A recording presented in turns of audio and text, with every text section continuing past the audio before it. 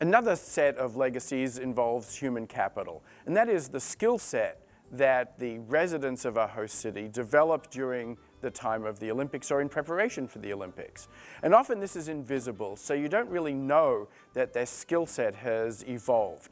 Because it's invisible and hidden, we don't often acknowledge that sometimes mega events bring a lot of new capacity and talent into a host city.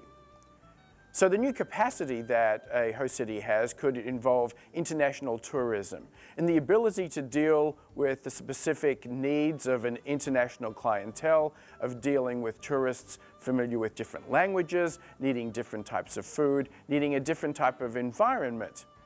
So the ability to use the Olympics to build up your capacity to deal with international tourists is something that can stay with you and be a benefit looking forward.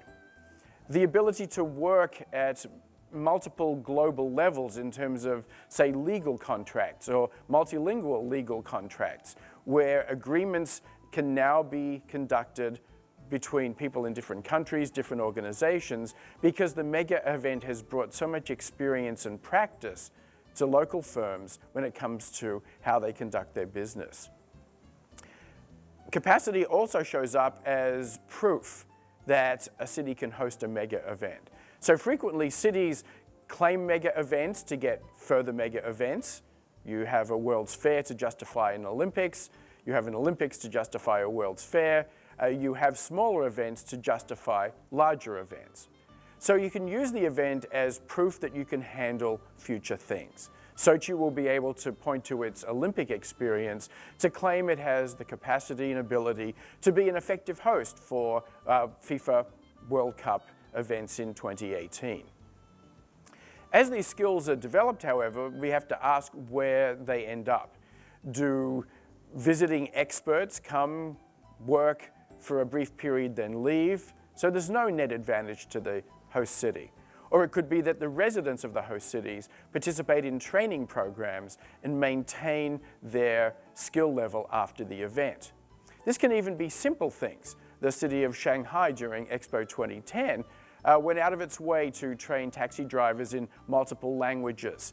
It worked with restaurants to have menus translated into multiple languages. So the city was ready to handle tourists even after the event. Milan has, through its junior colleges, a series of programs to train workers who are able to contribute to Expo 2015.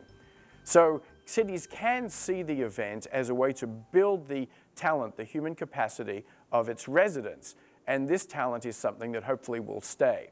Otherwise, the talent will leave as it seeks opportunities elsewhere. So this brings us to the conclusion of our 5-module series on Inside the Winter Olympics. We've had a wonderful time researching and bringing it to you, and we've also greatly appreciated the comments and feedback playing an important role in our discussion groups, our Twitter activities. We've really found a lot of great ideas globally around the issues of mega events in the Winter Olympics. What we think is important is that the legacy of an event is something that needs to be built into the event itself, that the legacy must be something positive that is planned before the event starts. So when we look at mega events, think not only about what they are, as we did in modules 1 through 4, but also as we did in module 5, about what is left, what are the benefits, what does the city gain? Is the investment just for the event itself? Or is this really a long-term strategy to improve conditions for everyone living in the city? So what's next for our mega event series? Well, we want you to keep in touch. We have our Facebook page, Mega Event Planning. We have our website for those who are interested in research that's conducted on mega events, megaeventplanning.org. We also plan to offer an online course this summer on planning mega events, a 3-credit American academic program that will go into detail in how cities plan and prepare for mega events.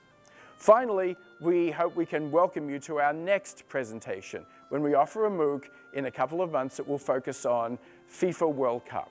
When we look at the soccer or football championship taking place in cities across Brazil, we'll bring the same type of analysis to that event.